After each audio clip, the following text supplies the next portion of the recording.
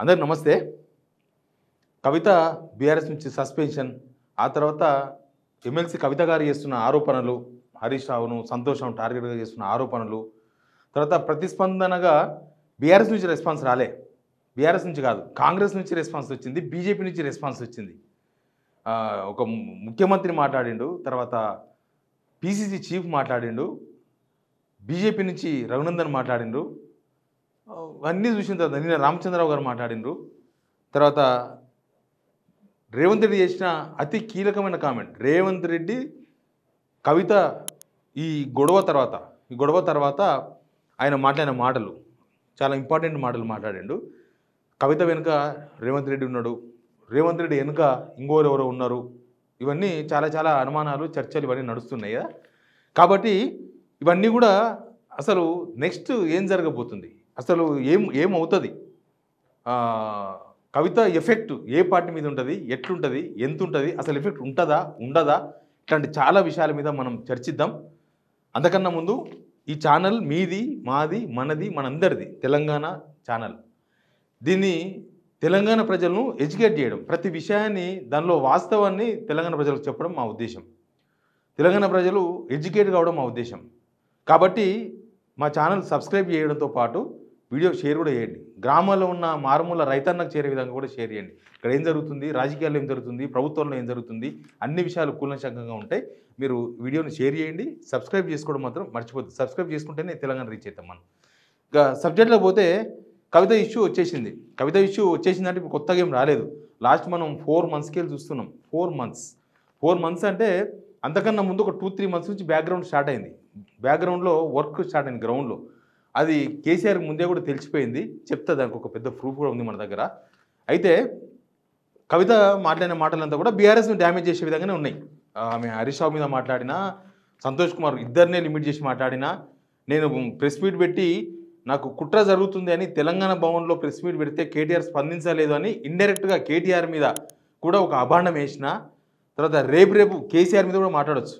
ఎందుకంటే సిచ్యువేషన్ బట్టి మాట్లాడుతున్నారు కాబట్టి రేపు కేసీఆర్ మీద కూడా మాట్లాడవచ్చు, ఏమైనా జరగవచ్చు. ఇంకా పార్టీలో ఉన్నంత వెయిట్ పార్టీ నుంచి బయటకు వచ్చినాక మాట్లాడితే ఒక ప్రత్యర్థి, నేను గతంలో చెప్పినట్టుగానే ఇప్పుడు బీఆర్ఎస్కు కాంగ్రెస్ ప్రత్యర్థి, బీజేపీ ప్రత్యర్థి, వాళ్ళ పార్టీ పెట్టినా పెట్టకపోయినా కవిత కూడా ఒక ప్రత్యర్థిగా కొన్ని రోజులు నడుస్తుంది మ్యాటర్. ఎందుకంటే కవిత ఒకవేళ ఒక పార్టీ పెట్టి తెలంగాణ ప్రజలకు సేవ చేయాలనుకుంటే ఖచ్చితంగా ఆమె ప్రభుత్వం మీద ఫైట్ చేయాలి.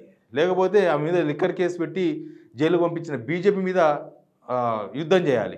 కానీ ఇక్కడ బీజేపీ మీద యుద్ధం లేదు, కాంగ్రెస్ మీద యుద్ధం లేదు. సొంత పార్టీ, సొంత తండ్రి పెట్టిన పార్టీ, తెలంగాణ పార్టీ, వాళ్ళ పార్టీ మీద ఆమె యుద్ధం చేస్తున్నది. కాబట్టి అసలు ఏంటి, అసలు ఏమవుతుంది, నష్టం ఎవరికి, లాభం ఎవరికి, ఇక బీఆర్ఎస్ పని అయిపోయిందా, ఇట్లాంటి చాలా చాలా అంశాలు తెర మీదకి వచ్చేసినాయి. ఎందుకంటే ఆల్రెడీ అందుకున్నారు కాంగ్రెస్ వాళ్ళు, బీజేపీ వాళ్ళని అందుకొని మాట్లాడుతున్నారు. దానికి సబ్స్టాన్స్గా మాట్లాడుతున్నారు. కవిత చేసిన కామెంట్స్కు సబ్స్టాన్స్ అంటే కవిత ఏం మాట్లాడుతున్నారో దానికి అతుక్కునే విధంగా మాట్లాడుతున్నారు వాళ్ళు. అంటారు కదా, ఇప్పుడు రేవంత్ రెడ్డి లేడు అనుకుందాం, వెనుక బీజేపీ లేదనుకుందాం కవిత వెనుక, కానీ వాళ్ళు మాట్లాడుతున్న మాటలు లేదు. మరి ఇవన్నీ విషయాలు కూడా తెలంగాణ ప్రజలకు తెలియాల్సిన అవసరం ఉంది. ఇక కవిత ఇష్యూ అందరికి అర్థమైపోయింది. కవిత బీఆర్ఎస్ను తిడుతుంది, బీఆర్ఎస్ను డ్యామేజ్ చేస్తుంది, బీఆర్ఎస్ విచ్ఛిన్నం కావాలని కావాల్సిన ప్రయత్నాలు మొత్తం కవిత చేయొచ్చు. ఎందుకంటే ఇప్పటిదాకా జరిగిన ప్రయత్నాలు 4-5 ఏళ్ళ నుంచి అవే. కవిత వెనుక ఎవరు లేరు, ఎవరు ఉన్నారు అనే విషయాలు కూడా మనం దీనిలో మాట్లాడదాం. రేవంత్ రెడ్డి టాక్స్ వచ్చినప్పుడు మాట్లాడదాం. అయితే పార్టీలలో చీలిక ఏమైనా వచ్చిందా? బీఆర్ఎస్లో ఒక్కరు కూడా బీఆర్ఎస్ నుంచి పోయి కవిత వెంబడి పోలేదు. అసలు కవిత వెంబడి ఉన్న వాళ్ళందరూ కూడా వాళ్ళంతా కొత్త వాళ్ళు, వాళ్ళంతా రాజకీయాల్లో కొత్తగా వచ్చిన వాళ్ళ, లేకపోతే ఎక్కడి నుంచి వచ్చిన వాళ్ళు. బీఆర్ఎస్ నుంచి ఒకరిద్దరు, ఆ పార్టీ ఈ పార్టీ తిరిగే వాళ్ళు ఒకరిద్దరు ఉన్నారు. అంతకుమించి పార్టీ నుంచి మాజీ ఎమ్మెల్సీలు, లేకపోతే ఎమ్మెల్సీలు, ఎమ్మెల్యేలు, మాజీ ఎమ్మెల్యేలు, మినిస్టర్లు, మాజీ మంత్రులు, పార్టీ బీఆర్ఎస్ పార్టీ స్ట్రెంగ్తన్గా కోసం కొట్టాడుతున్న వాళ్ళు ఎవరు కూడా బీఆర్ఎస్ పార్టీని వదిలేదు, కవిత దగ్గర పోలేదు. సేమ్ టైం కవిత చేసిన విమర్శలను తిప్పికొట్టినారు వాళ్ళందరూ. కవిత సస్పెన్షన్ను సమర్థించారు. ఇది కరెక్ట్, కేసీఆర్కు పార్టీ ముఖ్యం, పార్టీ కార్యకర్తలు ముఖ్యం, కవిత ఇంపార్టెంట్ కాదు అని వాళ్ళంతా ప్రెస్ నోట్ ఇచ్చారు. రకరకాల వ్యవహారాలు అయిపోయినాయి. నిజానికి దేశంలో చాలా ప్రాంతీయ పార్టీలు చీలిపోయినాయి ఇట్లాంటి సంఘటనలతోన. ఆ సంఘటనతో పోలిస్తే అది అసలు ఇది సంఘటనే కాదు. ఇది ఎన్ని పార్టీలు చీలిపోయినాయంటే చాలా పార్టీలు, అన్నీ మొత్తం చెప్తే నేను టైం అంతా అయిపోతుంది. బట్ ములాయం సింగ్ పార్టీ, కరుణానిధి పార్టీలో అలిగిరి, స్టాలిన్ ఇద్దరు అన్నదమ్ములు కొట్లాడుకున్నారు. ఇక జగన్ ఇంట్లో ఎంత పెద్ద రచ్చ అయిందో చూసారు కదా. జగన్ పార్టీ ఏపీలో లేదా? బ్రహ్మాండంగా జగన్ పార్టీ ఏపీలో ఉంది. అసలు ఉంది కాదు, ఇప్పుడు చంద్రబాబు సుక్కలు చూపిస్తుంది ఆ పార్టీ. ప్లస్ ఎన్టీఆర్ ఇంట్లో ఎంత పంచాయతీ, ఎన్టీఆర్ ఇంట్లో ఎన్ని పంచాయతీలు, ఒక పంచాయతీ కాదు ఎన్ని పంచాయతీలు ఎన్టీఆర్ ఇంట్లో పంచాయతీలు ఉన్నాయి. ఇవన్నీ చూస్తుంటే పెద్దగా ఇదేదో పెద్ద ఉపద్రవం లాగానో లేకపోతే ఇంకొకటి ఏదో కొంతమంది బీఆర్ఎస్ పని అయిపోయిందని చెప్తున్నారు. కాబట్టి ఇవన్నీ ఈ ప్రాంతీయ పార్టీలో ఇవన్నీ కూడా చాలాసార్లు జరుగుతూ ఉంటాయి. బట్ దాని ఎఫెక్ట్ ఎట్లా ఉంటుంది అనేది కూడా చాలా ఇంపార్టెంట్ పాయింటే. నిజంగా కవిత అధికారంలో ఉన్నప్పుడు కనుక మాట్లాడుతుంటే చాలా వెయిట్ ఉండేది. ఆమె చేసిన కామెంట్స్కు చాలా చాలా వెయిట్ ఉండేది. ఇప్పుడు అధికారంలో ఉన్నప్పుడు హరీష్ రావు ఎట్లా వ్యవహరించిండో సంతోష్ రావు అట్లే వ్యవహరించిండు, సంతోష్ రావు ఎట్లా ఇచ్చిండో కవిత కూడా అట్లే వ్యవహరించింది. అవసరమైతే వాళ్ళకన్నా కవిత ఎక్కువ మొనాలిజం చూపించింది. కవిత కలిసే అవకాశం ఎవరికి ఇవ్వలేదు. ఆమె ఎంపీగా ఉన్నప్పుడు నిజామాబాద్ జనమే కలవడానికి గంటలు గంటలు ఉండి కలవకుండా పోయిన సందర్భాలు చాలా ఉన్నాయి. అసలు కవిత ఇంటికి ఎవరైనా పోయే అవకాశం ఉందా? అసలు వాళ్ళు ఎవరో అవినీతి చేసిండ్రు, హరీష్ రావు అవినీతి చేసిండ్రు, లేకపోతే సంతోష్ రావు అవినీతి చేసిండు అని చెప్తున్నారు. వాళ్ళిద్దరే అవినీతి చేశారంటే ఆల్మోస్ట్ కాళేశ్వరం అవినీతి ఓన్లీ హరీష్ రావు చేస్తారు, చేస్తే కేసీఆర్ అవినీతి చేసిండు ఆమె లెక్క ప్రకారం. ఇక పీసీ ఘోష్ కూడా దీనిలో అవినీతి జరిగిన విషయాన్ని తేల్చలేకపోయాడు, కానీ కవిత మాత్రం తేల్చేస్తుంది ప్రెస్ మీట్ పెట్టేసి. కాబట్టి ఆమె టార్గెట్ బీఆర్ఎస్ అనేది వెరీ క్లియర్గా అర్థమైపోయింది. సరే ఇప్పుడు శుతిమెత్తగా కేసీఆర్ విషయంలోనూ శుతిమెత్తగా కేటీఆర్ విషయంలో మాట్లాడినా ఆమె టార్గెట్ 100% బీఆర్ఎస్ఏ. ఇప్పుడు బీఆర్ఎస్ నుంచి ఒక్క కార్యకర్త కూడా పోలేదు. సేమ్ టైం బీఆర్ఎస్ నుంచి ఆమెను సస్పెండ్ చేయాలని బీఆర్ఎస్ కార్యకర్తలంతా దాదాపు 4 months నుంచి డిమాండ్ చేస్తున్నారు. 4 months నుంచి వాళ్ళ సోషల్ మీడియా వేదికగానో లేకపోతే అక్కడనో ఇక్కడనో మాట్లాడుతున్నారు. వాళ్ళు కవిత పార్టీకి డిస్టర్బ్ చేస్తున్నారు. పార్టీ ఎప్పుడైతే హైప్ వస్తుందో, రజోత్సవ సభ తర్వాతనో లేకపోతే యూరియా గొడవ తర్వాతనో లేకపోతే ఎస్సీయూ గొడవ తర్వాతనో ఏదో గొడవ వచ్చినాక ప్రభుత్వ ఫెయిల్యూర్, గవర్నమెంట్ ఫెయిల్యూర్ వచ్చినప్పుడు అందరు బీఆర్ఎస్ వైపు చూస్తున్నారు. ఆటోమేటిక్గా బీజేపీ వైపు చూస్తలేరు జనం. బీఆర్ఎస్ వైపు చూసినప్పుడు కవిత బయటకు వస్తుంది. కవిత బయటకు వచ్చి ఆ స్క్రిప్ట్ మాట్లాడిస్తుంది. ఆమె మాటల వల్ల బీఆర్ఎస్కు కొంత డ్యామేజ్ జరుగుతుంది. మరి కవిత నా పార్టీ అనుకుంటా, మా నాన్న అనుకుంటా కవిత ఏజెండా ఏంది అనేది మనకు క్లియర్గా అర్థమైంది. అయితే కవిత విషయంలో అసలు కవిత వెనుక ఎవరున్నారు అనేది పెద్ద వ్యవహారం నడుస్తుంది. కవిత వెనుక ఎవరున్నారు, నా వెనుక ఎవరు లేరని కవిత చెప్పొచ్చు, లేకపోతే నేను ఆమె వెనుక లేనని రేవంత్ రెడ్డి చెప్పొచ్చు, బీజేపీకి సంబంధం లేదని చెప్పొచ్చు. నిజానికి నిన్న కొద్దిమంది మంత్రులు, మాజీ మంత్రులు లేకపోతే కొద్దిమంది మహిళా లీడర్లు, మాజీ ఎమ్మెల్యేలు తెలంగాణ భవన్లో ప్రెస్ మీట్ పెట్టి స్వాగతించారు. కవిత సస్పెన్షన్ ఓకే, కేసీఆర్ ఏ నిర్ణయం తీసుకుంటే ఆ నిర్ణయానికి మేము కట్టుబడి ఉంటాం, అది పార్టీలో ఉండాల్సిన తీరు. ఒకవేళ కవిత పార్టీలో ఉండాలనుకుంటే, పార్టీ బాగు కోరుకుంటే ఇట్లా ఓపెన్గా మాట్లాడేది కాదు. సింపుల్గా ఏదంటే వాళ్ళ నాన్నతో మాట్లాడేది, ఎవరో బయటమే కాదు కదా, వాళ్ళ అన్నతో మాట్లాడుకునేది, వాళ్ళ బావతో మాట్లాడుకునేది. పార్టీ బాగు కోరుకుంటే ఒకవేళ కవిత ఈ ఎపిసోడ్స్ అంతా ఈ 4 నెలలకెళ్ళి ఆమె లేఖను ఆమెనే రిలీజ్ చేసి మంది మీద వేసి చేసే ప్రయత్నం కానీ, లేకపోతే నినమన్న ఉంటే ఏంది పోతే ఏంది పార్టీ అని మాట్లాడడం కానీ, బీజేపీలో విలీనం చేసేందుకు చర్చలు జరిగినాయని ప్రతిపక్షాలకు ప్రత్యర్థులకు ఉప్పందే విధంగా మాట్లాడడం కానీ, ఇవన్నీ కూడా ఖచ్చితంగా ఆమె మాట్లాడేది కాదు. ఆమె మాట్లాడిందంటే ఆమె ఫస్ట్ నుంచి ఒక ఎజెండాతో మాట్లాడడం క్లియర్గా మనకు అర్థమవుతుంది. అయితే వెనుక ఎవరున్నారు అనే విషయం మీద కొంత క్లారిటీ రావాల్సిన అవసరం ఉంది. యాక్చువల్గా ఒక 4 months బ్యాక్ కవిత ఎమ్మెల్యేలకు ఫోన్లు చేసిండ్రు. ఈ సమాచారం బీఆర్ఎస్లో ఉన్న సమాచారం చెప్తున్నాను నేను, కొంతమంది చెప్పిన సమాచారం ఇది. ఎమ్మెల్యేలకు ఫోన్లు చేసి మీరు రండి, మీరు వస్తే మనం అందరం కాంగ్రెస్ పోదాం, అవసరమైతే నేను మంత్రిని అవుతా, నేను మిమ్మల్ని అందరినీ చూసుకుంటా, డైరెక్ట్ నేను అధిష్టానంతో ఉంటా, మీకు ఏం కావాలంటే పనులు చేసి పెడతా అని కొంతమంది ఎమ్మెల్యేలను ఆమె పిలిచింది నిజం అనేది చెప్తున్నారు అందరూ. హరీష్ రావును కూడా అడిగింది. Harish Rao no no no no no నేను రాను, నేను బీఆర్ఎస్, నేను కేసీఆర్ మనిషిని, రాను అని హరీష్ రావు చెప్పిండు. అప్పటి నుంచి హరీష్ రావు మీద మీకు కక్ష కట్టింది అనేది ఒక రకమైన చర్చ ఉంది. దానిలో వాస్తవం కూడా ఉండొచ్చు. ఎందుకంటే చాలామంది ఎమ్మెల్యేలకు ఫోన్ అసలు బీఆర్ఎస్లోకి ఎట్లా తెలిసింది, ఆ ఎమ్మెల్యేలు పోయి కేటీఆర్కో కేసీఆర్కో ఈమె లేఖ విడుదల చేసింది చూడండి. ఆ లేఖ విడుదల చేసి ఆమెనే విడుదల చేసింది, నేనే చెప్పిన లేఖ విడుదలైంది కదా. అంతకన్నా 2 months ముందే బీఆర్ఎస్లో చర్చ జరిగింది. కవిత రాంగ్ స్టెప్ వేస్తున్నారు, ఎమ్మెల్యేలకు ఫోన్ చేసి రమ్మని అడుగుతున్నారు, కానీ మన ఎమ్మెల్యేలు ససేమీరా అంటున్నారు. చాలామంది ఎమ్మెల్యేలు, నేను పేర్లు చెప్పాను, చాలామంది ఎమ్మెల్యేలు కంప్లైంట్ చేసిన వాళ్ళు అధిష్టానానికి. ఆ విషయం కేసీఆర్కి తెలిసింది. కేసీఆర్ ఆల్రెడీ నా దగ్గర సమాచారం ఉంది, ఏం జరుగుతుందో జరగని, మీరేం టెన్షన్ పడొద్దు, స్టాండ్ విత్ బీఆర్ఎస్ అని చెప్పారు.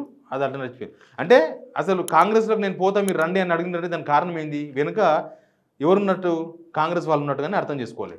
బెంగళూరు పోయి డీకే శివకుమార్ కలిసిరు అంటే దానికి అర్థమైంది, తీసుకుపోయింది ఒక మధ్యవర్తి అంటే దానికి అర్థమైంది విత్ కాంగ్రెస్ అని అర్థం. అయితే రేవంత్ రెడ్డి ఏం మాట్లాడుతున్నాడు ఒకసారి వినండి. ఇప్పుడు చాలా మందికి అవకాశాలు కల్పించిన పార్టీ, కొంతమంది కుట్రల వల్ల ఆ పార్టీ కూడా ఈరోజు తెలంగాణలో ఒక సమస్యను ఎదుర్కొంటుంది. మరి ఇన్ని దుర్మార్గాలు చేసిన మీరు మాత్రం ఎట్లా మనుగడ సాధిస్తారు? ప్రకృతి అనేది ఉంటుంది, ఆ ప్రకృతి శిక్షిస్తుంది. అర్థమైందా? రాష్ట్రంలో చాలా సమస్యలు ఉన్నాయి. ఒక ముఖ్యమంత్రి 4 కోట్ల ప్రజల ప్రతినిధి ఏం మాట్లాడుతున్నాడు? ఆ సమస్యలు మాట్లాడకుండా ఒక ప్రకృతి అంటున్నాడు. మీ ఇంట్లో కూడా ఒక సమస్య వచ్చింది అంటున్నాడు. ఆ సమస్య పుట్టించిందే ఈయన వెనుక ఇంకా వేరే అస్త్రం ఉంది. చేతులకు మట్టి అంటకుండా బీజేపీ వాళ్ళు ఏదో ప్రయత్నం చేస్తున్నారు ఇక్కడ అనేది ఒక చర్చ. కవిత ఈ విధంగా మాట్లాడడం వల్ల బీఆర్ఎస్ని వీక్ చేస్తే బీఆర్ఎస్ వచ్చి లొంగిపోతుంది బీజేపీకి, అందులో పాత్ర పోషిస్తున్నారు రేవంత్ రెడ్డి గారు అనే చర్చకు ఈయన మాట్లాడిన మాటలు సపోర్ట్ చేస్తున్నాయి. దాన్ని ఏమర్థం చేసుకోవాలి? ఆయన ఇంకొక మాట కూడా మాట్లాడాడు. అది కూడా విన్న తర్వాత ఇంకా ఫుల్ క్లారిటీ వస్తుంది. ఈయన వెనకాల ఈయన ఉన్నాడని, ఈయన వెనకాల ఆయన ఉన్నాడని నేను ఒక మాట తెలుసుకున్నాను. అంత చెత్తగాళ్ళ వెనకాల నేనే అనుకుంటానా? ఇవి రేవంత్ రెడ్డి మాట్లాడిన మాటలు. అయితే టీడీపీకి బీఆర్ఎస్ఏ టార్గెట్, బీజేపీకి బీఆర్ఎస్ఏ టార్గెట్, కాంగ్రెస్కు బీఆర్ఎస్ఏ టార్గెట్, ఇప్పుడు కవిత కూడా బీఆర్ఎస్ఏ టార్గెట్. ఇక వీళ్ళందరూ కలిసి చేస్తలేరని ఎందుకు అనుకోవాలి? ఏపీలో మనం షర్మిల వెనుక ఎవరున్నారో లాస్ట్కి అర్థమైంది కదా. ఇంకా ఇక్కడ కవిత వెనుక ఎవరున్నారో లాస్ట్ దాకా వేచి చూడాల్సిన అవసరమే లేకుండా పోయింది కదా. ఇక రేవంత్ రెడ్డి ఇంకొక మాట కూడా మాట్లాడాడు, అదుగు వినండి. ఆ తర్వాత తెలుగుదేశం పార్టీ ఒక అద్భుతమైన పార్టీ, చాలామందికి అవకాశాలు కల్పించిన పార్టీ. కొంతమంది కుట్రల వల్ల ఆ పార్టీ కూడా ఈరోజు తెలంగాణలో ఒక సమస్యను ఎదుర్కొంటుంది. మరి ఇన్ని దుర్మార్గాలు చేసి టీడీపీ మంచి పార్టీ అంట, కుట్రలు చేసి బయటికి పంపించినట్ట. ఎవరు కుట్రలు చేసినట్టే? ఆయన ఉద్దేశం కేసీఆర్ కుట్రలు చేసినని. టీడీపీ మంచి పార్టీ అయితే మన తెలంగాణకి ఎందుకు సపోర్ట్ చేయలేదు? మన పోరగాళ్ళు 1200 మంది ఎందుకు చచ్చిపోయినారు? మన తెలంగాణ కోసం మనం ఎందుకు ఉద్యమం చేయాల్సి వచ్చింది? మన తెలంగాణ రాకుండా అడ్డుకున్నది ఎవరు? ఢిల్లీ పోయి కంప్లైంట్ చేసింది ఎవరు? ఇప్పుడు కూడా మన నీళ్ళు మనకు రాకుండా చేస్తున్నది ఎవరు? ఇప్పుడు కూడా మన ఉద్యోగాలు కాకుండా మనకు చేస్తున్నది ఎవరు? చంద్రబాబు నాయుడు కాదా? టీడీపీ కాదా? టీడీపీ మంచి పార్టీ, అర్థమైందా? ఇక్కడ బీఆర్ఎస్ ఏమో టార్గెట్, బీఆర్ఎస్ను వీక్ చేయాలి, టీడీపీని పొగడాలి. ఇప్పుడు కవిత వెనుక ఎవరినైనా అర్థం చేసుకోవాలి, ఎవరినైనా అర్థం చేసుకోవాలి. మీకు ఏమర్థమైందో కామెంట్ రూపంలో చెప్పండి. బట్ కవిత ఎపిసోడు ఎంత ప్రభావం చూపిస్తుంది? కవిత ఎపిసోడ్తో బీఆర్ఎస్ వీక్ అయిపోతుందా? లేకపోతే కాంగ్రెస్ ఏ హామీ అమలు చేయకుండానే జనాలంతా ఆదరిస్తారా? ఏ పని చేయకుండా అసలు ప్రతిపక్షంగా ఒక కొట్లాడకుండా ఉన్న బీజేపీని కవిత మాట్లాడింది కాబట్టి బీజేపీ బెటర్ అని అంటారా? మీరు కూడా కామెంట్ రూపంలో తెలియజేయండి. కింద కామెంట్ బాక్స్ ఓపెన్ ఉంది. రేవంత్ రెడ్డి ఇవన్నీ మాట్లాడిండా? కేపాల్ లైన్లోకి వచ్చాడు. కేపాల్ లైన్లోకి వచ్చి ఏమన్నా వినండి. కేసీఆర్ గారి కూతురు కవితను బీఆర్ఎస్ పార్టీ నుంచి సస్పెండ్ చేశారు. తనైతే బీసీల కొరకు పోరాడతానంటారు. నిజంగా కవిత, నువ్వు బీసీల కొరకు పోరాడాలి అంటే బీసీల ఏకైక పార్టీ ఇప్పుడు ఉన్నది ప్రజాశాంతి పార్టీ మాత్రమే. రా, ప్రజాశాంతి పార్టీలో చేయి కలుపు. నువ్వు ఏమంటున్నాడు ఆయన? ప్రజాశాంతి పార్టీకి రండి, జూబ్లీస్లో కొట్లాడదాం అందరూ అంటున్నారు. ఏమవుతుంది తెలంగాణలో? చూద్దాం ఏమవుతుందో. బట్ అందరి target BRS. Kavitha target BRS, TDP target BRS, BJP target BRS, Congress party సపరేట్గా రేవంత్ రెడ్డి బీఆర్ఎస్ టార్గెట్, మొత్తానికి బీఆర్ఎస్ టార్గెట్. ఇక ఎవరు నమ్ముతారు? కవిత ఎపిసోడ్తో ఎవరికి లాభం, ఎవరికి నష్టం? కాంగ్రెస్ ఏ హామీలు అమలు చేయకుండా కవిత మాట్లాడింది కాబట్టి బెటర్ కాంగ్రెస్ అంటారా? ప్రతిపక్షంగా పోరాటం చేయకుండా బీజేపీ బెటర్ అంటారా కవిత మాట్లాడుతుంది కాబట్టి? లేకపోతే కవిత మాట్లాడితే ఏంది, మాట్లాడబోతే ఏంది, తెలంగాణ ప్రజలకు బీఆర్ఎస్ అంటే ఏందో తెలుసు అంటారా? కామెంట్ రూపంలో చెప్పండి. Please subscribe signal TV.